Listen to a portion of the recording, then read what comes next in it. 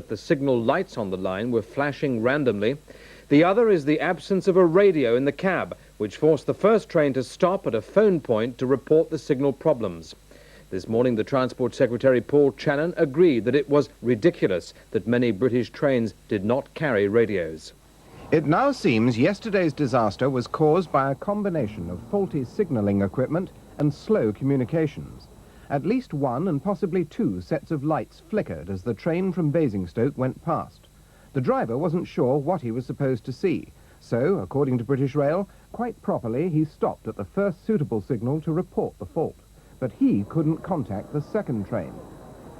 The problem with the lights, according to some railwaymen, wasn't unusual.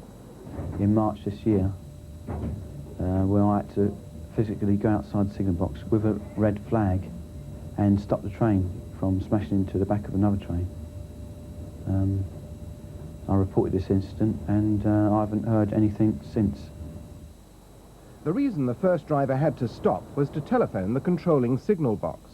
The trackside telephone has been used by British Rail for decades in preference to two-way radios in locomotives.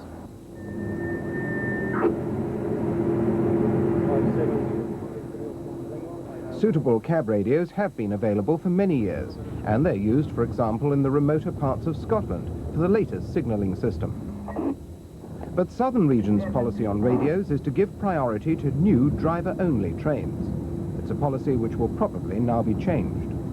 There are radios which can go into existing rolling stock, which would not have the full capability of the radios that we are installing.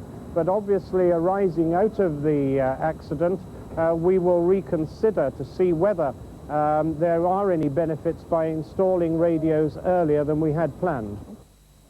If the drivers yesterday had been in radio contact, the first train wouldn't have needed to stop, and the second train could have been warned of the problems on the track ahead. Even before the formal inquiry has begun, the lessons are beginning to emerge. Christopher Wayne.